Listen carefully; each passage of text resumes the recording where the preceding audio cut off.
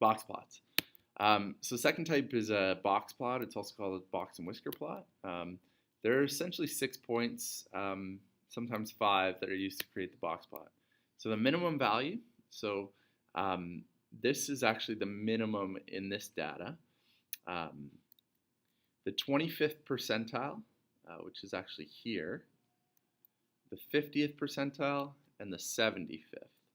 The maximum value is actually here. The reason why this point is out here is because it's an outlier. So this is actually the minimum point that's not including the outlier. So this is actually considered an outlier.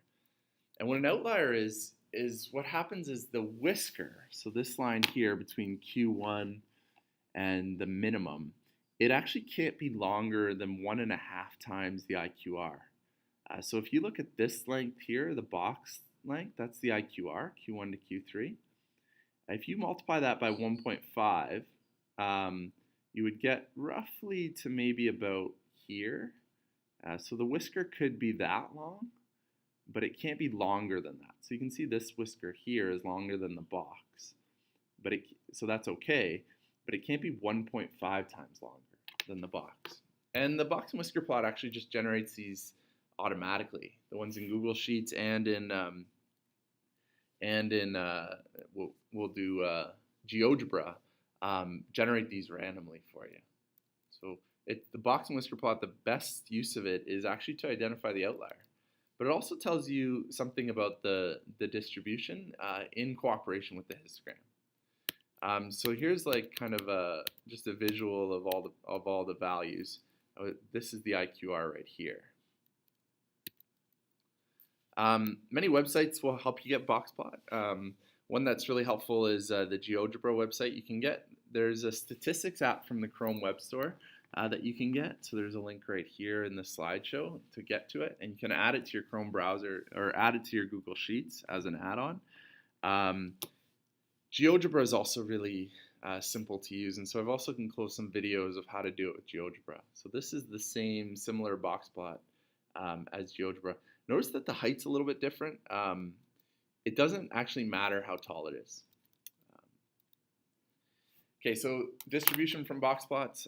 So some things that if you can't really see the shape in the histogram, it might help you to confirm the shape. And it can also help you identify mound or normal shape and then skewed shape. The problem is a box plot would look the same if it was mound shape versus and uniform shape. So we still have to look at the histogram as well. In mound normal shape, like the box actually in the middle and the whiskers kind of come out the same length on both sides. So the CO2 data actually looks like this as a box plot. There's no real reason why these outliers are at different heights, but they all like qualify as outliers. There's just so much data that was represented there. But the box is right in the middle and the whiskers are roughly the same length. In a skewed shape, the violent crimes one, for example, the whisker on the left might look longer. So this is left skewed. The whisker on the left's longer. The average is actually going to be to the left of the median.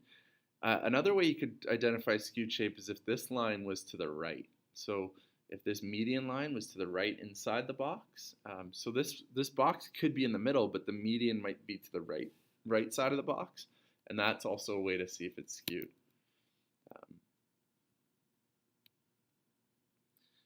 Just a conclusion here. So if we look at the year 2000 versus the year 2005, that data we looked at, and also the box plots, we can actually like make some conclusions off of these graphs. And so the conclusions will be following, and you can kind of flip back and forth. In the year 2000, the data was positively right skewed if you don't look at the outlier. The mean is likely higher than the median without the outlier, perhaps close to the same as the median with it. And so that actually comes from, so the year 2000, the data is actually right skewed, and you can see that here. If you don't look at this outlier point, the data is technically right skewed. What that means is the average might be higher than the median without the outlier. With the outlier, it might be right around it. In the year 2000, the data is mound normal shape. That means the median and the mean are roughly the same. There is an outlier in both years. None of it's much lower. The year 2005 had much higher percentages. You can see that in the stacked box plots back here. So the year 2005, things actually got better. So Q1 and Q3 are much higher than they were in the year 2000. That's a good thing for healthcare. And then Nunavut, although it increased, is still much lower, even than the province, even than that province that had the lowest, second lowest from the year 2000, still low. And the modal interval you can see from the histograms has increased from 82 to 85 to 85 to 88. When looking at the box plots, the IQR, it's really roughly the same length, so consistency really hasn't changed in terms of the IQR, but the range has increased, not including the outlier.